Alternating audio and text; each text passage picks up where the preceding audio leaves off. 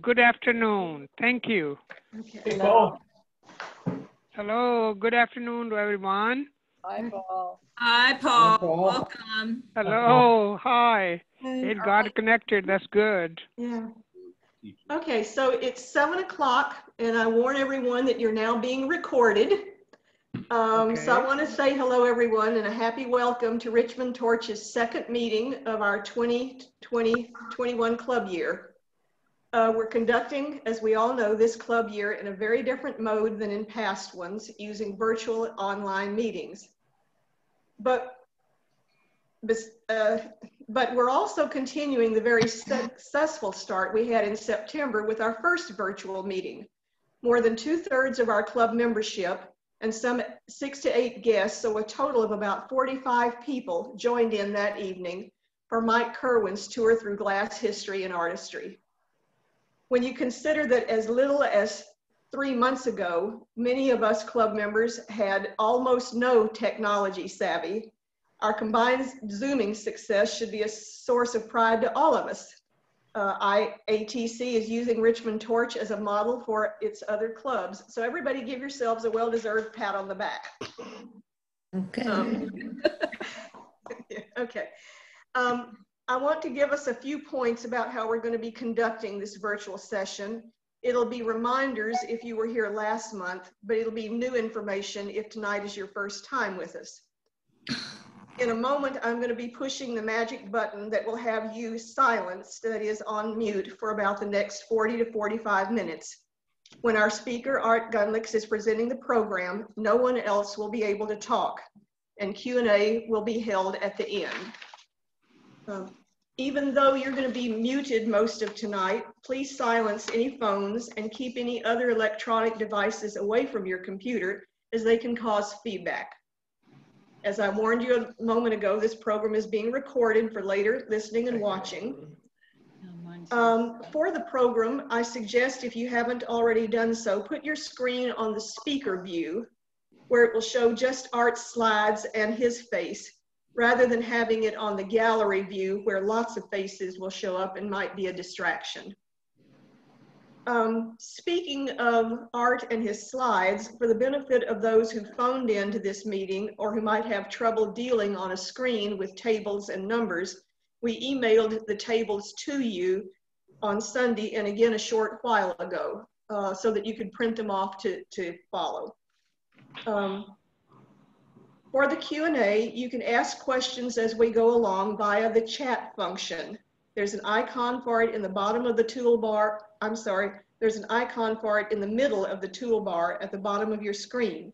Send your questions to Marilyn Erickson, not to anyone else. Please send them to Marilyn Erickson. And when Art is finished talking, we'll unmute everyone and Marilyn will read the questions to him, and then you can participate in Q&A afterward. We hope you've kept handy a copy of the online link and call-in phone numbers for this meeting for you to use if you somehow get disconnected. They were in an email reminder that we sent to you this afternoon and also had sent to you earlier Sunday. They should be at the top of your email box.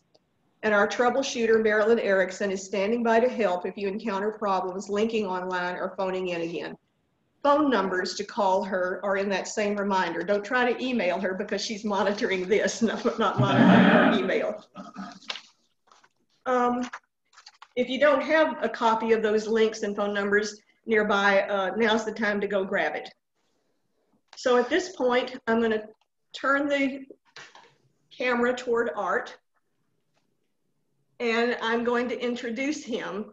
Though I would have to say he almost needs no introduction to many of us because he's spoken to Torch several times before, and we've encountered him at the Shepherd Center's continuous learning programming. But nonetheless, here goes.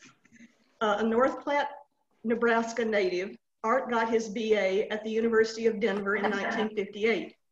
After a year at the University of Freiburg, Germany, where he met his wife, Regina, and I might say she's here with us tonight, he served 2 years as a U.S. Army lieutenant. Then he did doctoral work at Georgetown University, where he wrote his dissertation at the University of Göttingen, Germany, with help of a Fulbright grant. He received his PhD in political science from Georgetown in 1967. After teaching 2 years at East Tennessee State, he came to the University of Richmond, where he was a political science professor, department chair, and sometimes associate dean. He retired from U of R in 2005. Besides his education career, he's author or editor of 7 books, plus other numerous writings, mostly on German and European political subjects. He and Regina have 2 grown sons and 3 grandchildren. I can see. Now, remember everyone, use the chat function to send your questions to Marilyn, and Art will field them at the end. Art, the mic is yours. Sorry, Thank you very much. Pat. I want, first of all, to thank Pat for all of the work that she has done. And I can tell you that she's done a great deal, and we're fortunate to have her as the president of our club. I want also to thank Mike Kerwin, who has been helpful in a variety of ways, and he's going to be helpful tonight as well. So these people deserve some praise for what they have done in the last couple of weeks, and they've done a great deal, as a matter of fact. Thank you. The topic tonight is electoral systems in Great Britain, France, and Germany. And if we talk about elections, we're talking about a very important subject, because elections have to do with democratic legitimacy. And it would be difficult to conceive of any kind of state that called itself a democracy if it didn't get into power due to elections. I'm not going to talk about nitty details. In recent days, we've heard some discussion about whether or not a particular drop box might have had 10 or 15 illegal or inappropriate ballots. I'm not going to get into anything like that. I'm talking about electoral systems. So I'm talking about the big picture, and I'm not going to get into small pictures. Well, in all Western democracies, various reforms took place in the 19th century that broadened male suffrage. Property restrictions limited the vote in Britain, for example, to about 5% of the male population. And after the Great Reform of 1832, male suffrage was still limited to about 7% of the male population. Reforms in 1867 and 1884 increased male suffrage to about 46%. By 1921, about 71% of adult males could vote. So we can see that even in one of the oldest democracies, it took a long time for voting to develop to current standards. By about 1921, as I said, only 71% of adult males could vote. In the United States, universal male suffrage for white males was achieved by 1850. Blacks of both genders were, of course, not given the vote throughout the country until 1965.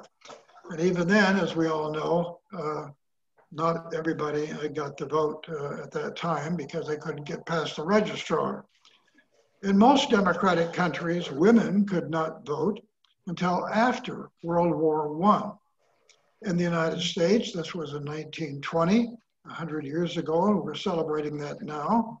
In Great Britain, it was 1925. In France, not until 1944, which seems to be a long time. And in Switzerland, we would consider to be a very democratic country, women did not have the vote until 1971. Whoa. In the German Bismarck Reich, or Kaiser Reich of 1871, there was universal male suffrage. But Prussia, the dominant state, had for its state parliament a 3-class system based on tax payments. It is interesting to note that some political scientists have argued that based on the electoral systems in existence, there were no democracies in the world until after 1900. Others argue that if you take the United States, for example, where we had protections for free speech and free press and other freedoms, these were essential to a democracy, and therefore we had those kinds of democratic features. But in electoral terms, we also did not really have a democracy until after 1900s.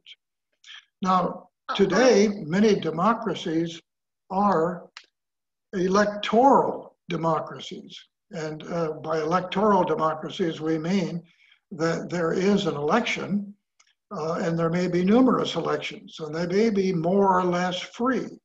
But the fact of the matter is that electoral democracies pretty much stop at the description of electoral, because if you take Hungary, for example, there are elections in Hungary and they are more or less free, but the leader of Hungary, Orban, is in charge of the leading political party, and he has made sure that that party and he are operating together. And of course, he's the one that determines what that operating mechanism is going to be. Well, there are also emerging democracies, mostly third world countries that are in the process of moving from some form of dictatorship to some form of democracy, but some of these are struggling. And then transitional democracies, a similar term, moving from a less developed state to a somewhat higher state. And these are, of course, very different from what we call liberal democracies. And liberal, not in the American sense with a small L, but liberal with a large L, which means the John Locke type of liberalism.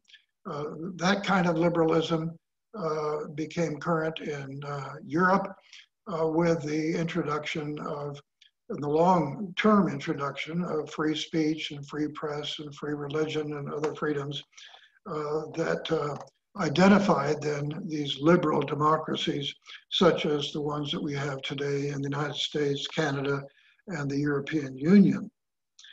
Now, obviously, we're talking about elections. And if we talk about elections, we can talk about elections to different offices. And the most important of these would be the head of state and the head of government. Now, in terms of the head of state, we are talking about an individual who is a ceremonial head. And the best example we could cite perhaps would be in the United Kingdom, in Great Britain, where the head of state is the monarch. But the monarch is not elected. The monarch has a ceremonial position.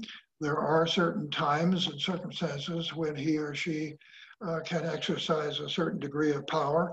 But generally speaking, this is a purely ceremonial position. In the French semi-presidential system, the president is popularly elected every 5 years. Germany has a president who is elected for a 5-year term by an electoral college consisting of members of the federal parliament, the Bundestag, and state parliaments. The German president, like most heads of state in Europe, is more of a ceremonial head. And of course, in the United States, we have a president who is a head of state, and in that sense, he is more of a ceremonial leader rather than a functioning leader. Heads of government are the other important executive office. In the United Kingdom, the Prime Minister is the head of government. The Prime Minister is elected in a constituency like any other member of Parliament. He or she becomes Prime Minister, though, by becoming the leader of the majority party in the House of Commons, or in some circumstances, such as right now, the leader of a coalition. But this is rare. And this person becomes the leader only or the prime minister becomes the leader and the prime minister only after having been asked to do so by the monarch, who provides a certain legitimacy for this process. Now, in Germany, the head of government is the chancellor, as I said, appointed by the president. This term is normally for 4 years. The legislative elections are also very important, needless to say. And I want to talk a little bit about some basics. If we look at the United States has a system which we call a single member district, single ballot, winner take all system. Now I'll explain what I mean by that. If we talk about a single member district, the president runs in the United States, which is his single member district. Governors and senators run in a state, which is the single member district. Congressmen, of course, run in congressional districts, except for Wyoming, where the whole state is a congressional district. But generally speaking, states are divided into 2 or more districts for congressional districts.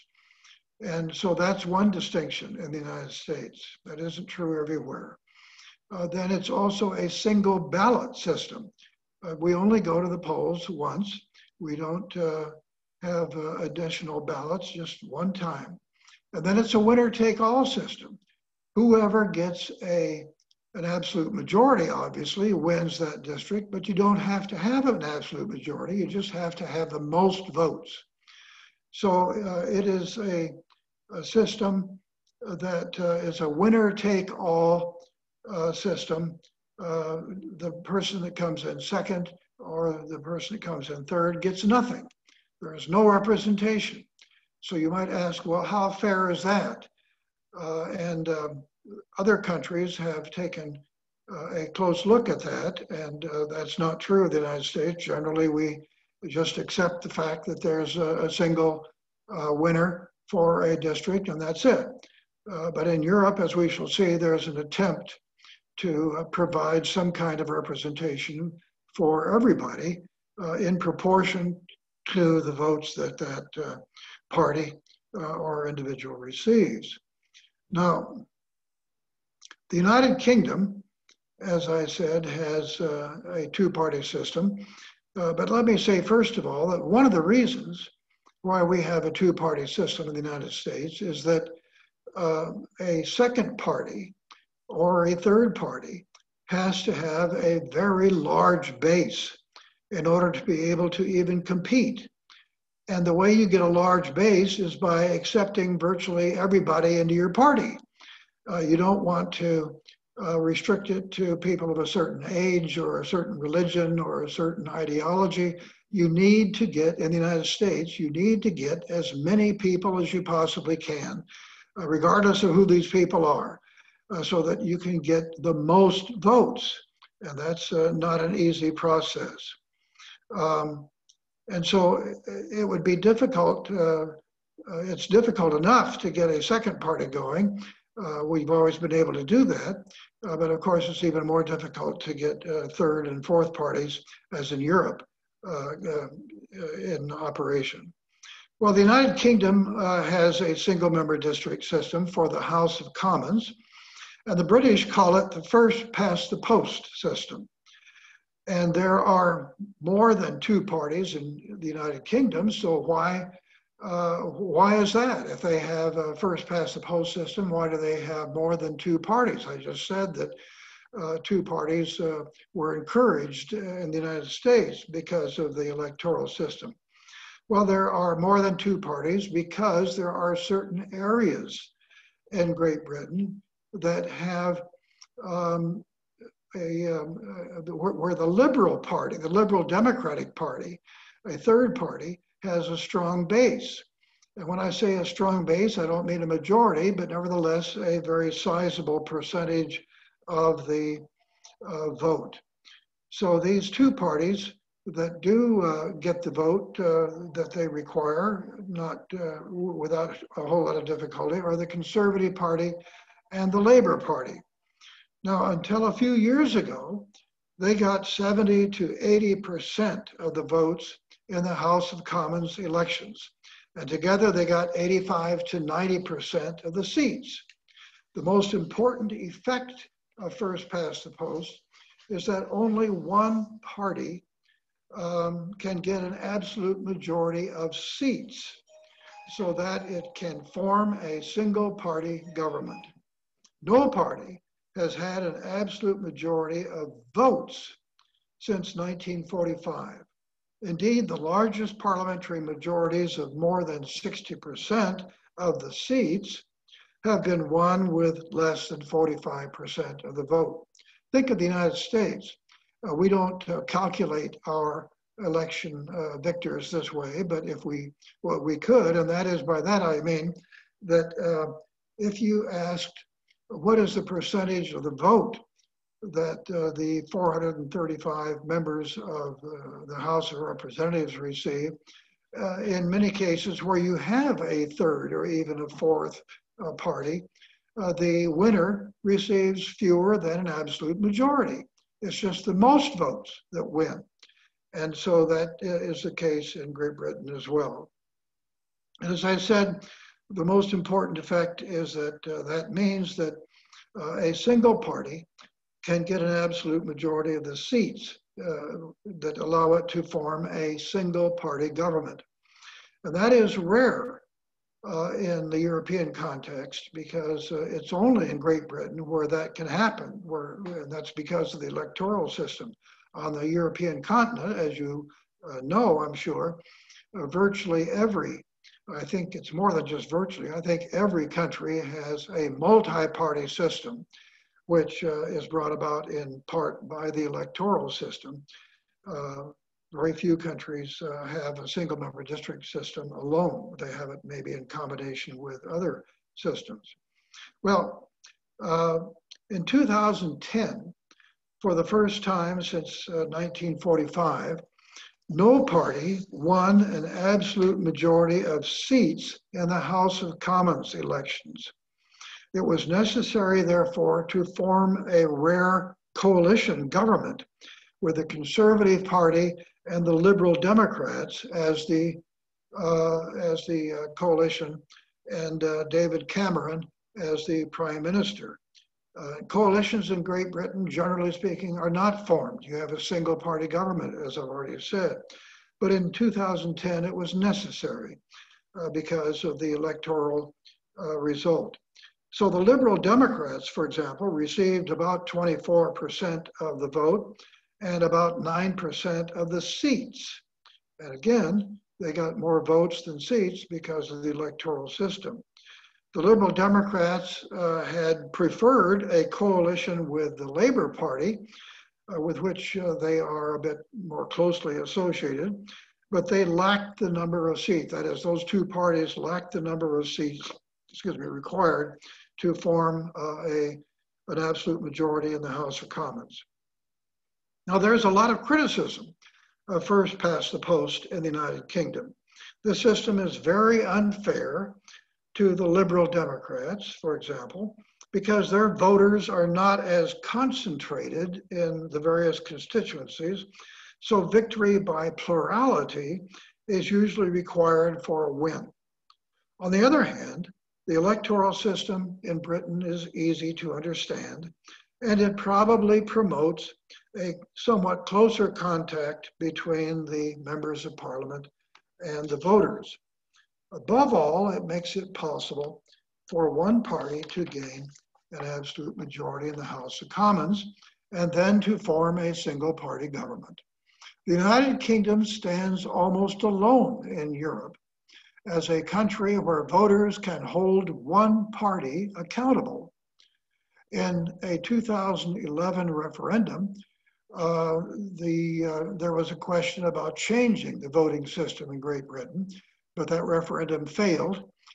Today there's talk again about changing the electoral system, but I suspect that it'll be a long time before that happens. Now, it should be noted that first past the post is not the only electoral system used in the United Kingdom.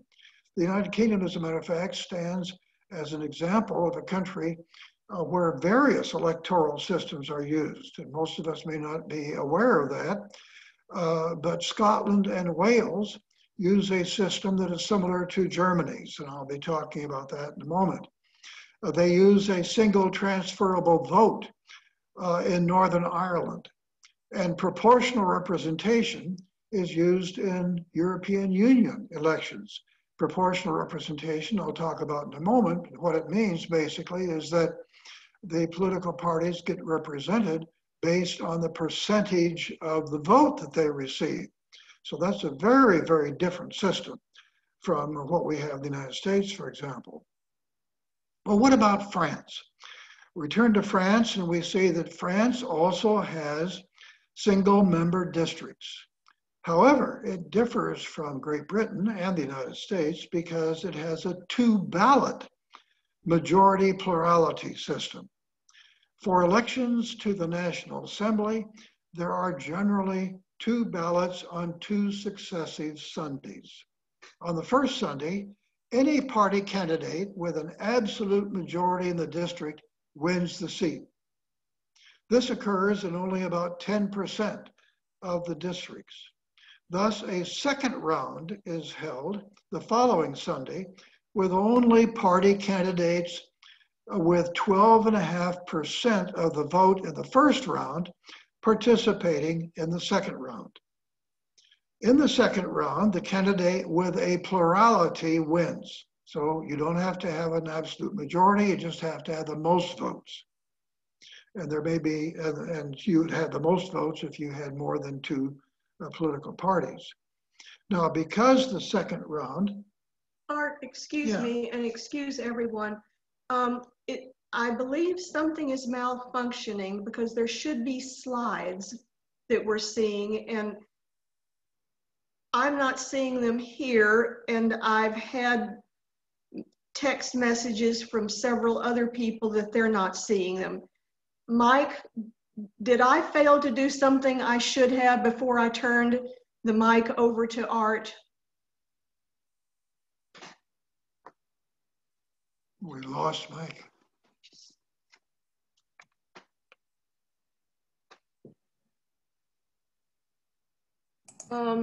Mike, you might have to unmute yourself.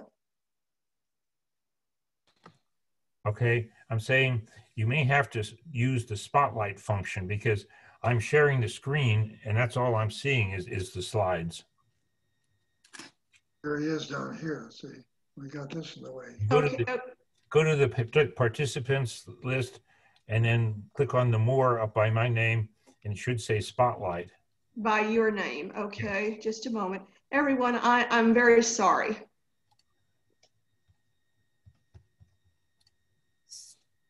There may also, there you go. We got him. Is that better? There we go. Yeah. Yes. Okay. Just a moment. All right. I apologize. It was an interesting effect to have the top of your head fade in and out, though, in the corner of the screen. In my case, and for me? No, yeah, she was down in the corner of your screen. It was very strange. It was cool. Looked like a sci-fi. Okay, well, I can't see myself now, so we'll have to get Pat back here to see if there's something wrong. I can't see myself. Is that a problem? You're not supposed to see yourself. Okay. Can folks, we can't see Art, so can someone tell us if we have the camera trained appropriately for him? Yes, you do. Okay, yes. Thank you. Okay. I've got him off on the side. Yes, that's correct. Yeah, okay. At least some of us have him. So there's such a thing as speaker view, and that you can toggle into that, Pat, by getting into your gallery versus speaker views? I think we're good here now. Thank you. Okay, well, I was saying that in France, only in about 10% of the elections in the district does one of the candidates get an absolute majority. Otherwise, there's a second round where the candidate with a plurality, that is the most votes, wins. And because the second round is a winner-take-all system, parties that failed to qualify for the second round may openly support other parties that are reasonably close to them ideologically. So as some of you may know, the Communist Party of France loses most of the elections in the districts in which it participates, and no party gets an absolute majority, and therefore there is a second round. And the Communist Party then usually recommends to its voters that it support the Socialist Party of France. I should point out that the Socialist Party usually does not reciprocate, but nevertheless, it has helped the second round with votes coming from the French Communist Party, which sometimes has a very sizable vote in France. Now, this has led to a two-block system of political parties, a system consisting of the center-right and the center-left.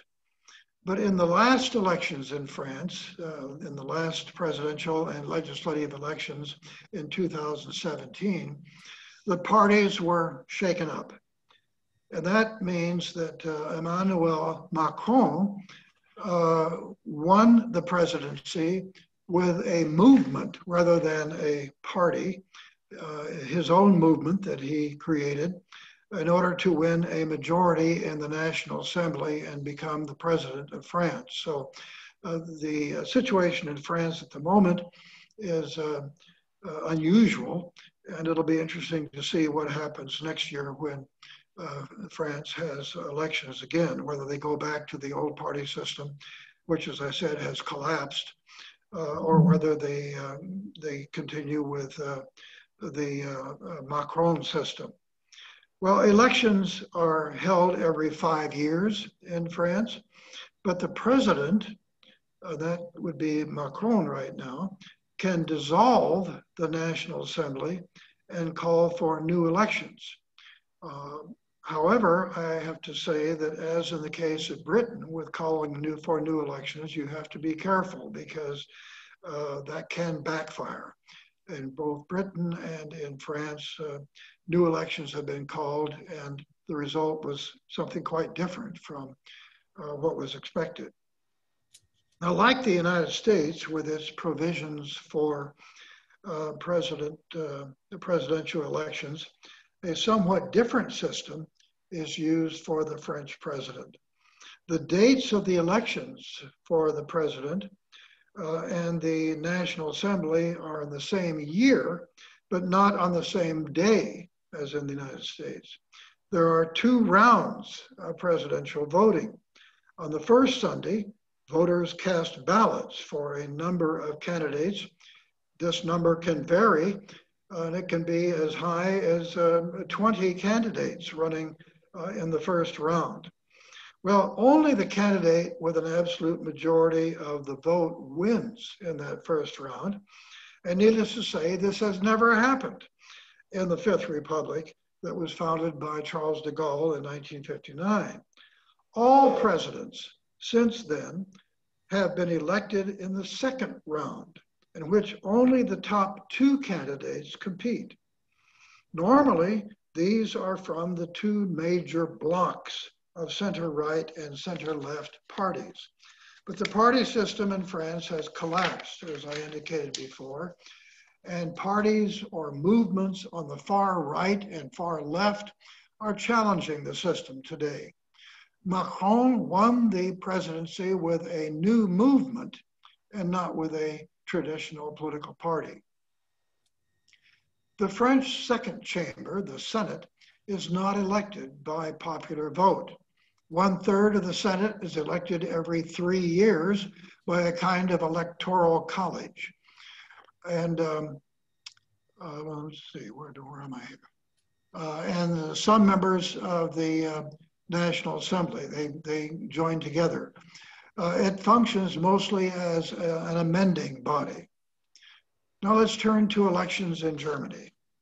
Now, as we know, the Germans love things that are complicated. And this is certainly the case with the German electoral system.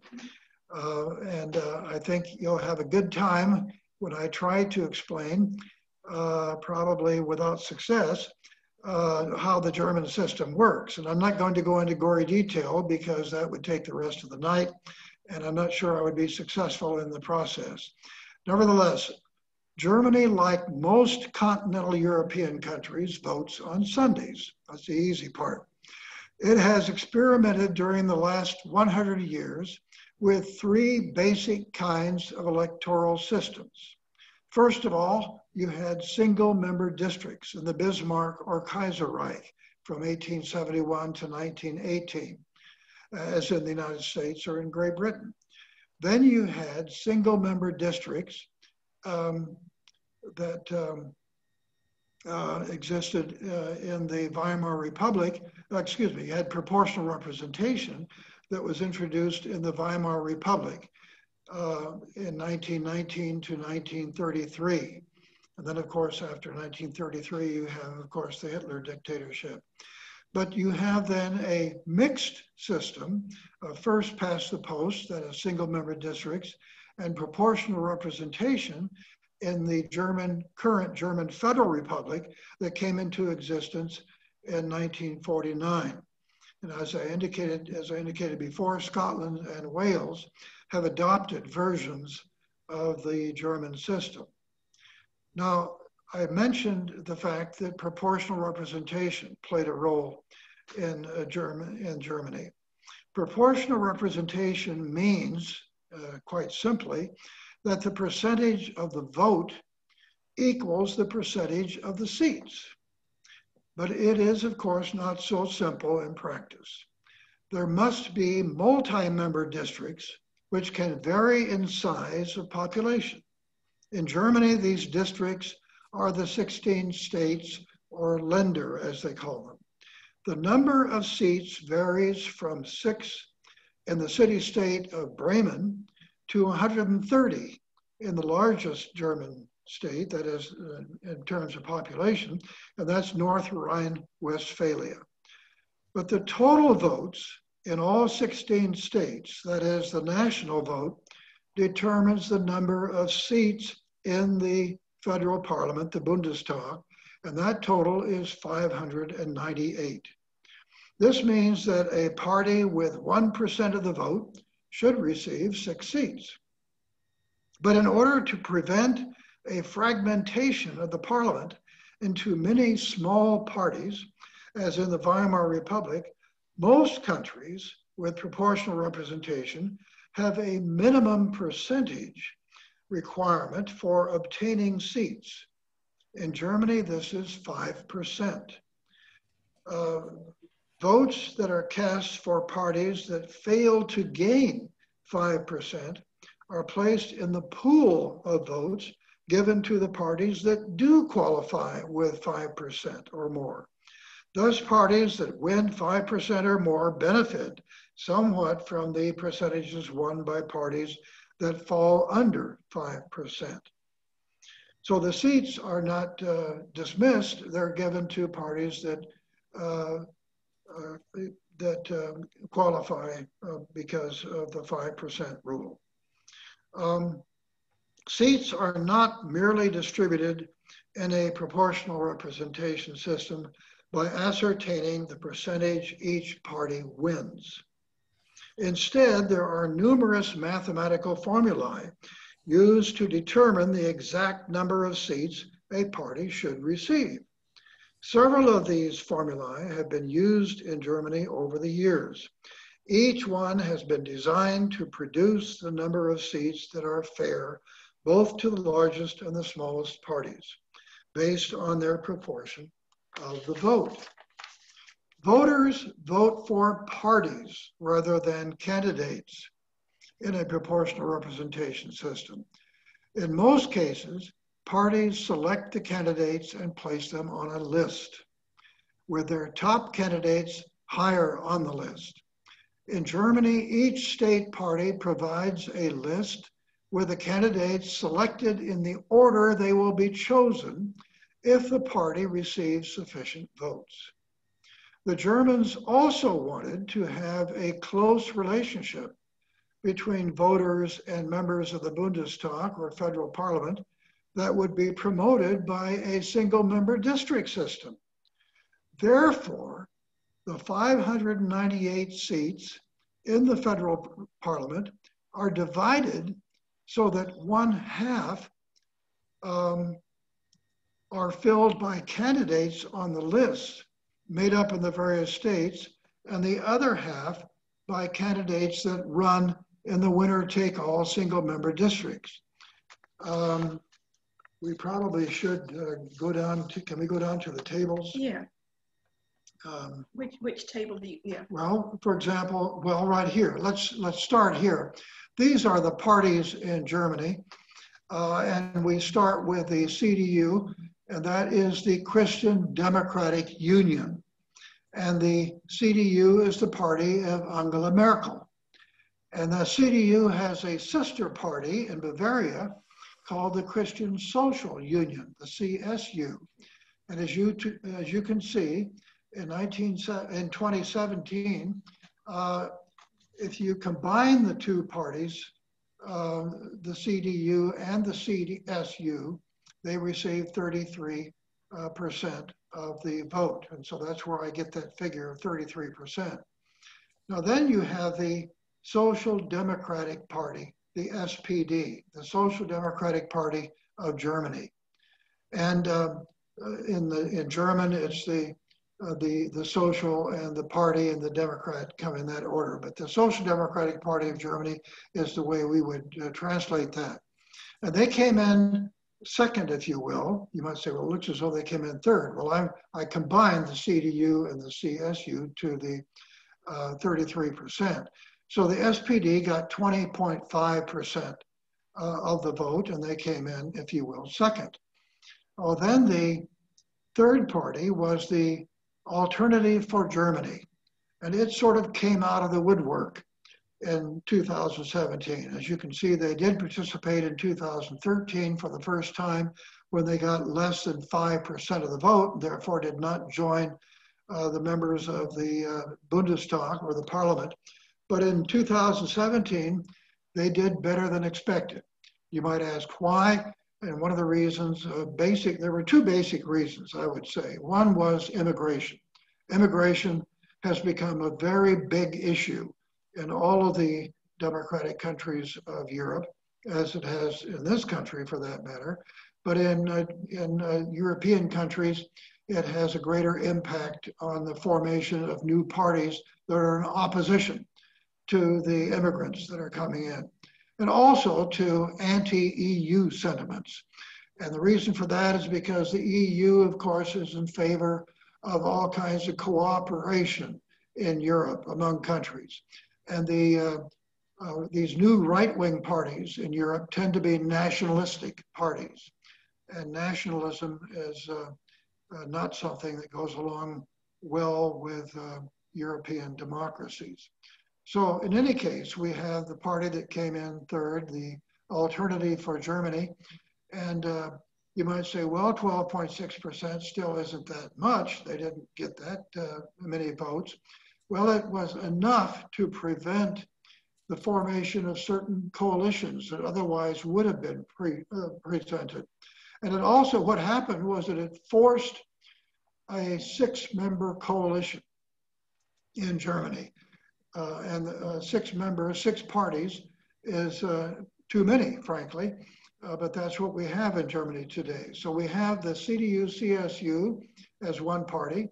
The SPD is a party, and as you see, they get less than 50% of the vote, and so they've got to have a coalition. And then the Free Democratic Party with 10.7%, which is more than they usually get. Usually they get something like 5%, and they got 4.8 in 2013. And then you have the left party, which is Die Linke, with 9.2%, and the Greens with 8.9%, and then other parties combined. And there were almost 20 of them. As a matter of fact, there were more than 20 of them. And they got altogether 5%. Well, what that meant then was that if we go down, Table 2 or 3? and to go down to table 2, yes. If we can do that, okay. So here we see the number of seats in the Bundestag, 598, but there are 299 direct seats and 299 list seats. And in 2017, we see that there were 299 seats and 410 list seats. Well, where did the other 111 seats come from? Well, they came from the fact that in calculating the list seats, you had to give parties the seats that they deserved, and that was 111 more seats. And so with, if we can go to table 3, please, we see that what that led to then was for the CDU, 185 direct seats, that is single member district seats, and then 15 list seats. And the CSU, the Bavarian counterpart of the CDU, they got 46 direct seats and no list seats. And so altogether, they got 246 seats. The Social Democratic Party, which is as the term implies, social democracy,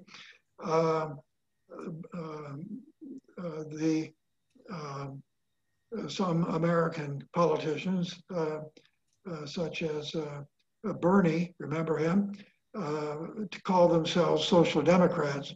And social democrats really they make up a party that would be like the left wing of the Democratic Party in the United States. They're not really socialists. And we could talk at some length about what socialism means, and it means more than most Americans think. And just to say, well, he's a socialist doesn't mean very much, because most Americans really don't know what they mean by that.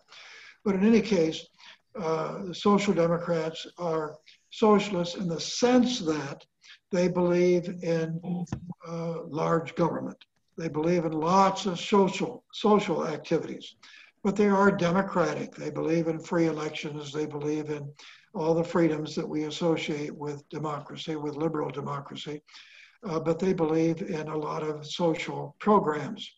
Well, the AfD stands for the Alternative for Germany, and that's this right-wing party that came out of nowhere in 2017, above all. And as you can see, they only won 3 direct seats. So in the United States, that would be it. They would have 3 seats and that's it. But they got another 91 seats because of the list provisions that provide for parties that didn't get the number of seats that they, quote, deserved, unquote, based upon their vote. And then Die Linke, that's the left party. And they came out originally from East Germany, but they combined with a fairly far left party in West Germany, and they just called themselves then the left, which is Die Linke. And as you can see, they ended up with a total of 67 seats. Then you have the Greens, and I don't have to explain what the Greens are, except to say that you can see here that they only won 1 direct seat, but they got 66 list seats, which is the proportional representation feature that came to their benefit. And then this is interesting, I think. The Free Democratic Party, the FDP, didn't win a single direct seat. And in the United States, they would have gone without any seats, that's it. But they got 80 seats over the list because that's what they deserved based upon their proportion of the vote. And so as you can see, the Germans go to great length to provide, if you will, fairness for their parties. Well, that's what this means also is that if we go back up to table 2, please. What this means is that the German voter, when he goes to the polls, when he or she goes to the polls, gets a ballot, a piece of paper. And on that paper, on the left-hand side, you have the names of the candidates from the individual parties, and the voter votes for one of those names. And so it might be Gerhard Schmidt, and Schmidt is running for the CDU, which is Merkel's party. And so it will say Gerhard Schmidt and Christian Democratic Union and CDU. And so that you would cast your ballot then for that person on that side of the ballot. But then you go over to the right-hand side of that election sheet, and there you have a list of political parties. And so there you cast your ballot for a political party rather than for an individual candidate. There may be a few individual candidates listed just to remind you of who some of the people are in that party.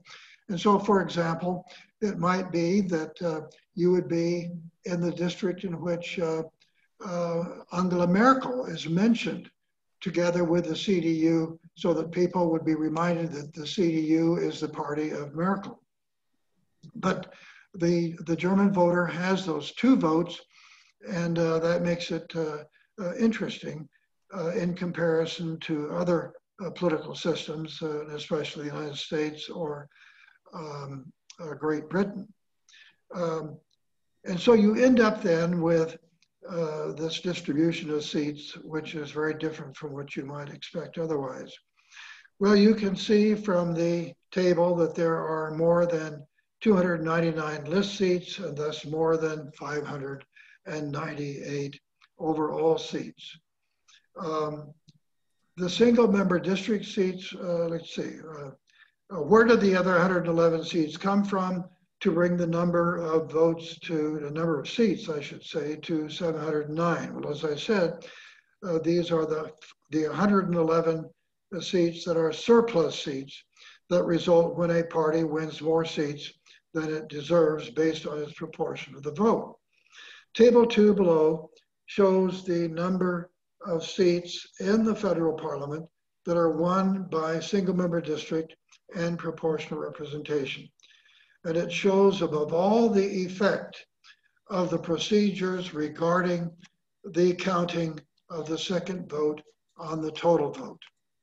Well, I hope I haven't confused you totally, but the German electoral system is more complicated than most. And the reason is because the Germans go to great length to provide fairness in the sense of giving parties the seats that they deserve based upon the number of votes they receive. And so I'll be happy to try at least to answer questions if you have some, and I suspect there will be a few. Marilyn, do you have questions that have come through the chat? Let's see, I probably need to unmute.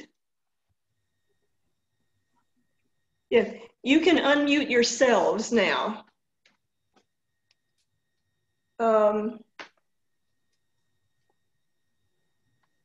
Marilyn, can you unmute yourself? Yes. Okay. Okay. I had one question, but I can't find it. No. In other words, it's not appearing where it should be. Well, if the person who asked it, since there's one, ask that person to ask it directly. yeah, they'll have to unmute themselves. Right. Here's somebody.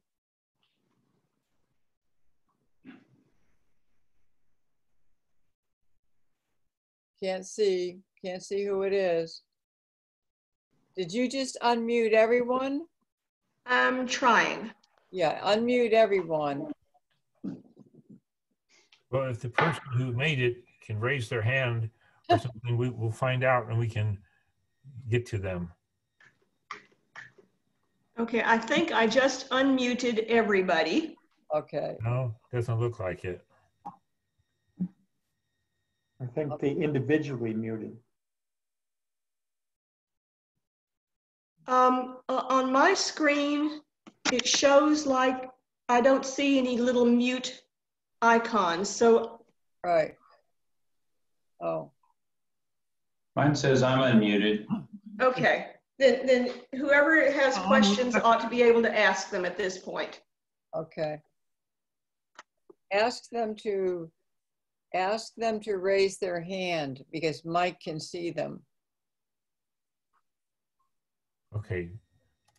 You see anybody raising their hand, Mike? Barbu. Barbu. Yeah. Yes. Barbu, Damien. Damien? Yes. That's your hand raised. Please ask your question then.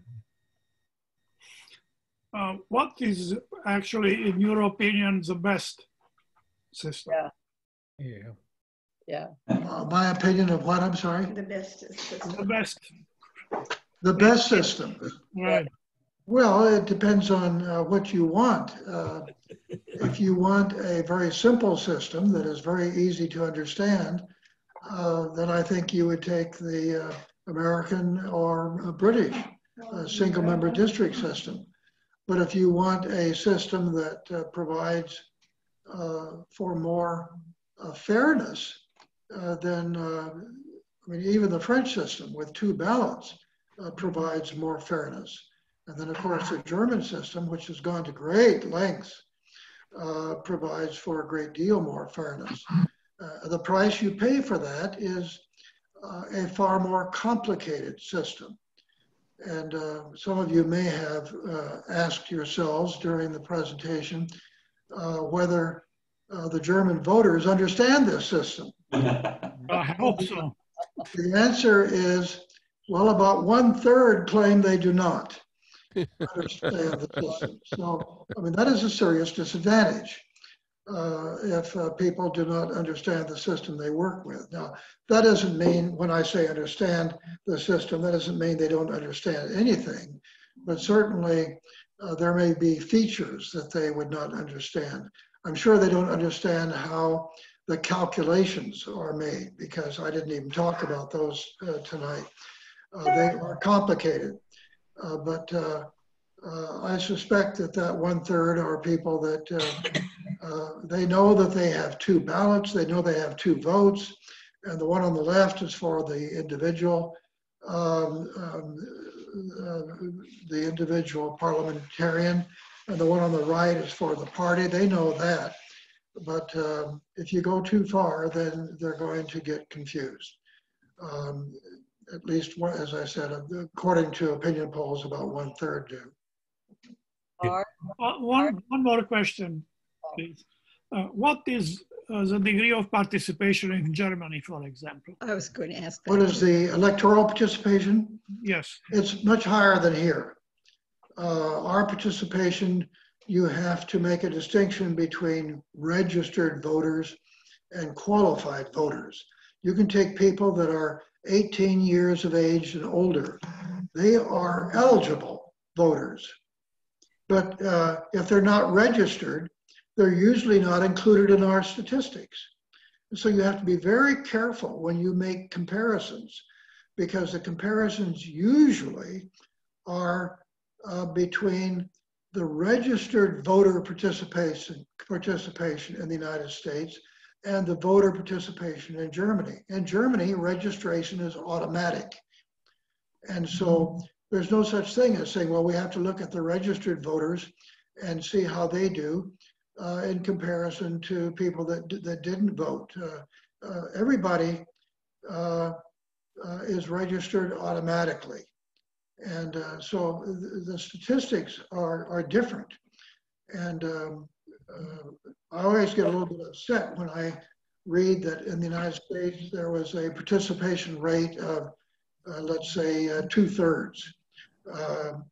It was about 65%. Well, that's nonsense.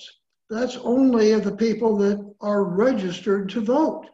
And only about 2/3 of the people are registered to vote. So you're really talking about 2/3 of 2/3 that vote. And so it gets complicated when you compare voting statistics between the United States and other countries.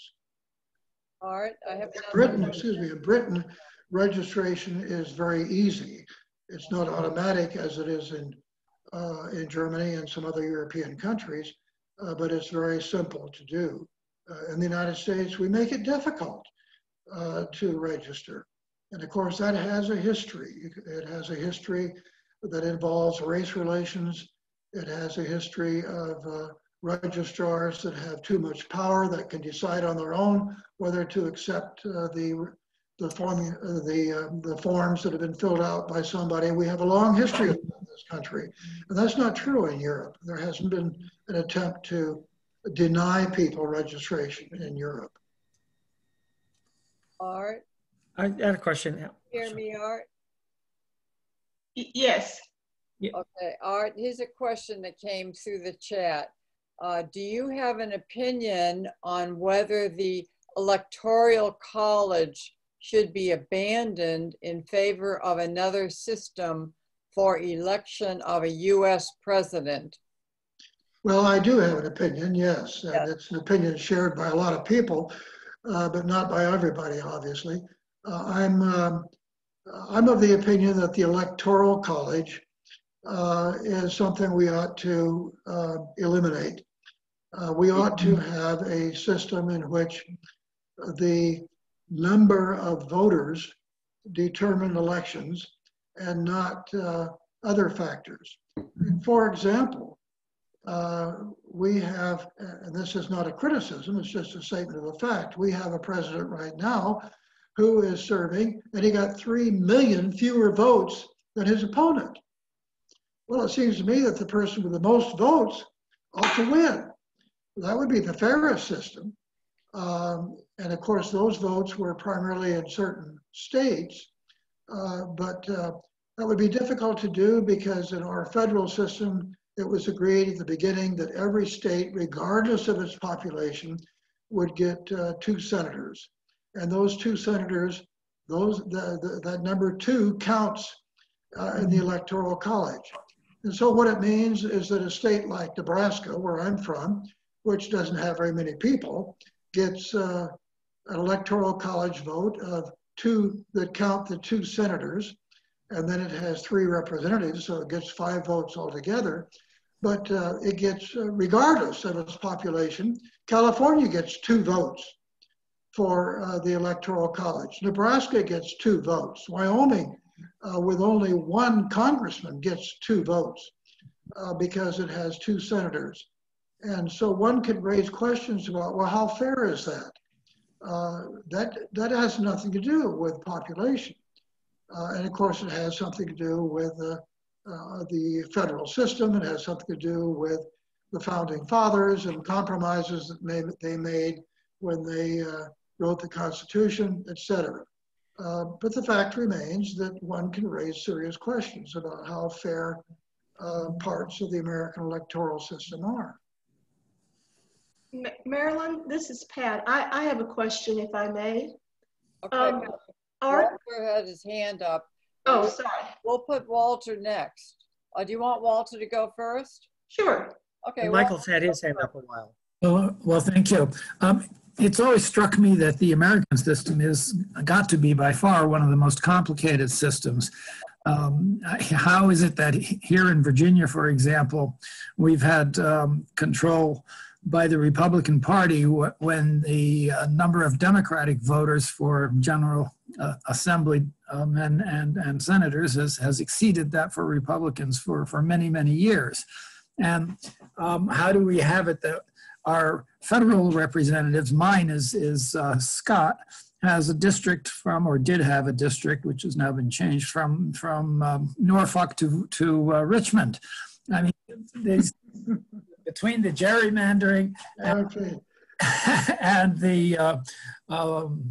the registration problems and the poll taxes that we used to have and other voter suppression systems, it seems to me that we have actually, together with the Electoral College and what we used to have with the legislature selecting senators, by far the most complicated and least representative system of all the democracies that we have been looking at. Well, I think one can make that case, but on the other hand, you're talking here now about the states. And of course, I was talking about a national system. And so I would make a distinction between the national system and the system that exists within the states.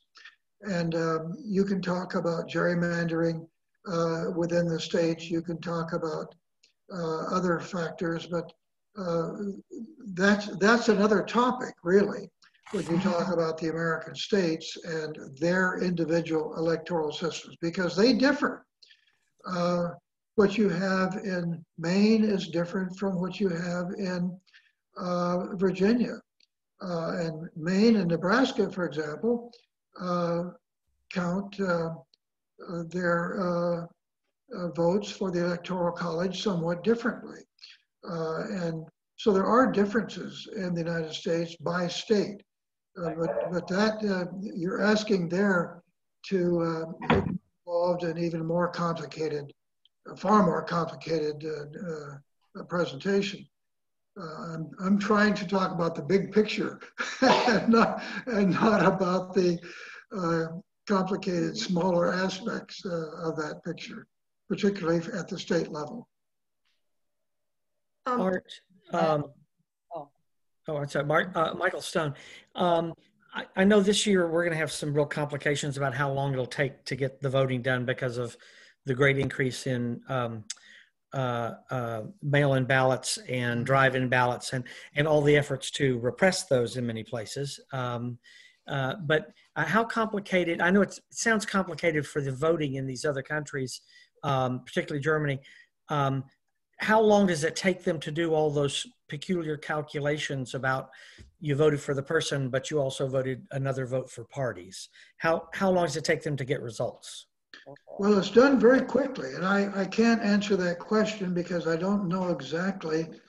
I used to know, but I don't know anymore exactly just how long it takes. But usually, it's a matter of several hours before they have pretty much finished with the calculations. So they have a pretty good system of making up the calculations so that voters don't have to wait too long before the vote is taken. Now, one of the things they do is a representative sample while the voting is going on. And they can use that representative sample also to give a preliminary result. And that result is usually pretty good because that representative sample is coming from actual voters. Paper ballots. And you have paper ballots, yes. May I ask a question about the UK system? Sure. I've never understood the calling of an election sort of in midstream, that a prime minister or a party will say, we're going to vote again. How does that happen? Well, I'm not sure I understand the question when sorry. you say vote again. Well, they have a vote of no confidence. Oh, well, that's for the parliament. Yes, I'm No, but sorry. that Yes, doesn't for have Parliament. anything to do with voting in an election. No, no. No, that's a completely different kind of vote. Yeah. So it would be as if we said that we'll have a vote of confidence for the president in the House of Representatives in the United States. Well, of course, we don't do that because we have a completely different system. In a parliamentary system, the parliament, if you will, is sovereign. In the American system, we say, well, it's the people that are sovereign, although you might say, well, what does that mean? Because it doesn't, in concrete terms, it's still confusing to say the people. But it is represented, if you will, by a vote in the Congress and the Senate. Actually, the people are represented by all, I mean, because of our separation of powers, the people are represented by the House of Representatives and by the Senate and by the President. You might say, well, who is sovereign in the United States? Well, it's the people. But if you want to get more concrete, you could say, well, it's the Congress, but then the Congress can be overridden by the Senate, and the Senate can be overridden by the House, and both can be overridden by the president with a veto. And so we have all those complications that come in because we have a presidential system, and you have to distinguish between that and a parliamentary system, which operates under very different conditions. I think she was asking about midterm elections. If a government, when they have a 5-year term, I think what Pat was asking was when they then have a vote of no confidence, or if the prime minister calls for a new election out of that time sequence. I believe that was her question. Well, if you have a new election because it was called for and accepted under the conditions provided by that country's constitution, you would have the election that was called for, and then you would go by the result of that. And as a matter of fact, that happened in Great Britain recently. In 2005, there was an election, and it was inconclusive. For the first time, as I said, since 1945, no party, neither the Conservatives nor the Labour Party, got an absolute majority of the seats. They never get an absolute majority of the votes, but they failed to get an absolute majority of the seats. And so a coalition had to be formed between the Conservatives and the Liberal Party. And that coalition lasts as long as both parties continue to cooperate. But the Liberal Party can say at any time, or the Conservative Party for that matter, can say at any time, I don't like what we're doing. I'm going to withdraw from the coalition. Well, then the government collapses.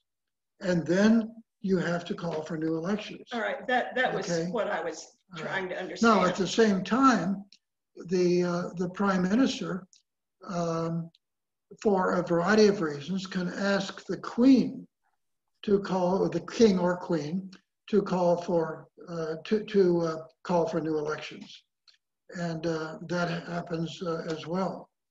But it doesn't happen very often because, needless to say, that can be criticized as interfering in the election results. Well, that's right. Johnson did that right now in Great Britain. He did call for new elections, and he got a larger majority as a result. So that worked out for him. But sometimes a British Prime Minister will call for new elections and do as well as anticipated, and can actually be required then to resign because of the election results. Art, Mike has a chat, and he said that there's an alternative for choosing electoral college members underway. And the initiative, I guess, is called National Popular Vote Interstate Compact. Mm-hmm. Are you familiar with that? Under this initiative, the states agree that the electors from member states would be all obligated to vote for the winner of the popular vote. Yeah, right. Right. There are some measures that are being considered as a reform of the American system, and it'll be interesting to follow that as time goes on and see what happens. I think a lot of Americans are not happy with the Electoral College, the way it operates. And they're not just politicians, they're regular voters as well, interested voters, of course. But I think that changes are being made, and some changes have been made, but not very many.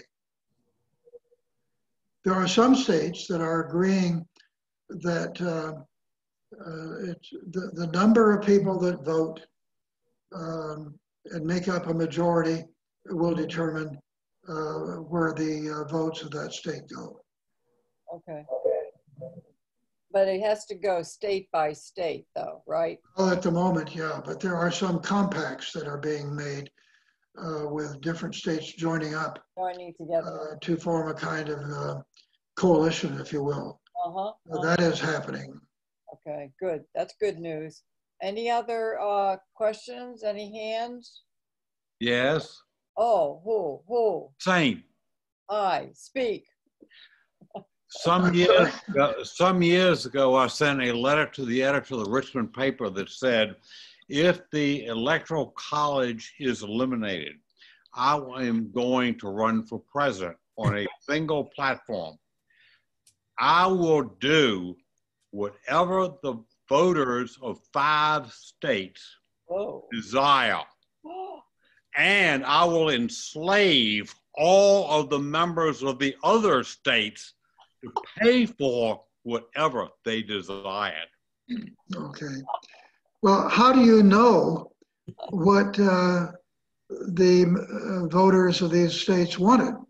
Because they will elect me.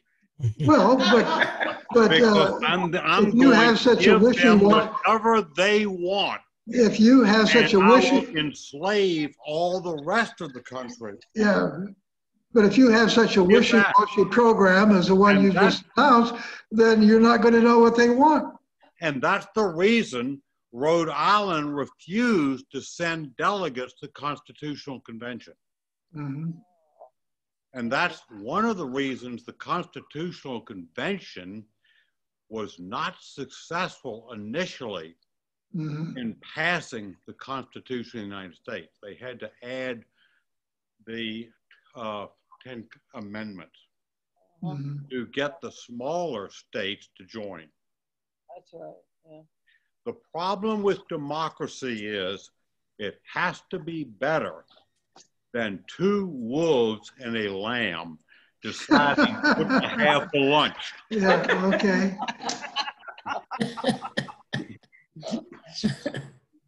That was a great presentation. Thank you, Art. Well, thank you. Yes, it was. Art. Thank you, Art. Okay, this is Pat. I think wolves deciding what to have, wolves and a lamb deciding what to have for lunch may be a good closing point here. So I think we all want to give Art a round of applause. Yes. Yeah. And we have our link open until 8:30, which is maybe another 10 minutes or so. But let me make a couple of closing points here. I want you all to watch for your newsletter later this month, which will have information about our coming programs. The originally announced schedule is going through some changes at the moment, necessary because of some timing problems and some speaker availability. So watch on your newsletter to see what's coming. And your newsletter will also have the latest information about how the COVID-19 environment may be affecting us. I've had conversations with the Greek Orthodox Cathedral recently, and at the moment, they are planning to remain closed in the spring, but that is dependent upon the COVID-19 environment. So When we know something more about whether we'll be able to get back to our traditional dinner meetings, you will all be notified via the newsletter. And I want to remind you that our November meeting will not be on the first Tuesday, which is election day. It will be on the second Tuesday, November the 10th. And the speaker at that program, that's one of the ones where there's a change. The speaker at that program will be somebody I know pretty well, my husband, Michael, and he's going to be talking on some Roman Empire history, and you'll get more detail about that later. Are there any other questions? Or yes, sir, Art. I wanted to say again that I owe a great deal to Pat and to Mike for their assistance in a wide variety of ways. And I indicated that at the very beginning, but I just want to emphasize that again and thank them for what they did. And that's despite me having forgotten to punch the share screen button for the slides. I'm sorry. All right. Are there any other comments or questions from anyone? I just want to say that I'm hoping that a presentation about emperor's power is inappropriate the week after the election. So I just there's a lot of how the election went. Okay. Well, we're officially done now, but y'all are free to use the link to talk among yourselves, as the saying goes, until the link cuts off at 8:30. Thank you all very, very much for being here. And if you've enjoyed this, tell your other friends among the membership who are not here that they should tune in next month and in the months to come. Thank you all very much. Thank you. You've done a wonderful job. Thank you. How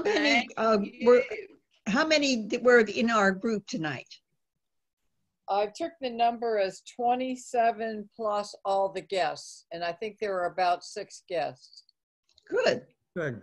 Oh, and we should say the program was being recorded.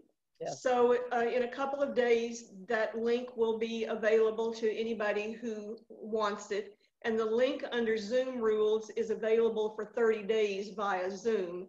IATC is working on getting our recorded programs loaded to IATC's Torch Talks YouTube channel, but that apparently is going slowly. All right, thank you all. Thank you. Thank you. Good night. Good night. Good night. Very good. Please stay here and chat with all the people if you wish.